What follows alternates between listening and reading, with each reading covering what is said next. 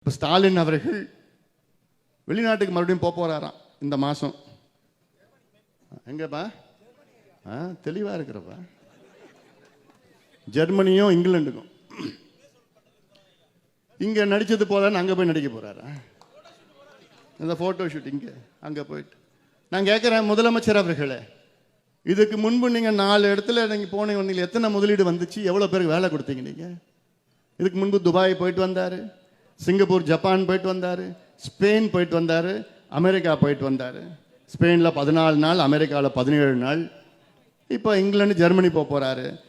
இந்த இவ்வளோ நாட்டுக்கு நீங்கள் போனீங்களே, எவ்வளோ ஒவ்வொரு நாட்டிலையும் முதலீடு வந்தது?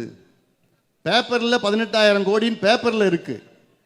இந்த பேப்பரில் இருக்கிறது புரிந்துணர்வு ஒப்பந்தம், மெமரண்டம் ஆஃப் அண்டர்ஸ்டாண்டிங், கையெழுத்து. அது யார் வேணா போடலாம், நீ கூட போடலாம்.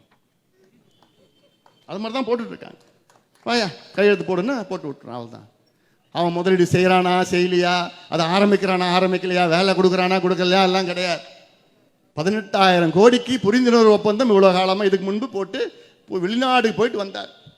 ஒன்றுமே கிடைக்கல, ஒரு முதலீடு வந்து செய்யலை. நான் எவ்வளோ காலமாக தொண்டை தண்ணி வத்தி வத்தி கேட்டுட்டு இருக்கேன், வெள்ளை அறிக்கை கொடுங்கயா, வெள்ளை அறிக்கை கொடுங்க. கொடுப்பாங்களா? அதுவும் 10,50,000 கோடிக்கு தமிழ்நாட்டில் முதலீடுவான். ஏயா பொய்ய சொல்றதுக்கு அளவே இல்லையா, அளவே இல்லையா. மொத்தமாக இவங்க கிட்டத்தட்ட 4.5 ஆண்டு காலத்தில் கிட்டத்தட்ட அவங்க மொத்தத்தில் எல்லாமே சேர்த்து பண்ணது கிட்டத்தட்ட ஒரு 30,000 கோடி 35,000 கோடி இருக்கும். ஆனால் சொல்றது 10 லட்சம் கோடிக்கு நாங்கள் முதலீடு. இப்படி எல்லாம் உங்களை ஏமாற்றி ஏமாற்றி அவங்க மைக்க பிடிச்சாங்கன்னா எப்படி வேணா பேசுவாங்க. நீங்களே ஏமாந்துட்டு இருக்கிறீங்க. அதான் நான் மீண்டும் சொல்றேன், மக்களே, தமிழக மக்களே, திமுகவுக்கு நீங்கள் கடந்த 3 தேர்தலில் நீங்கள் வாக்களித்தீர்கள். 3 தேர்தலில் அவர்களுக்கு நீங்கள் வெற்றியை தந்தீர்கள். உங்களுக்கு அவர்கள் தந்தது ஏமாற்றம், ஏமாற்றம், ஏமாற்றம்.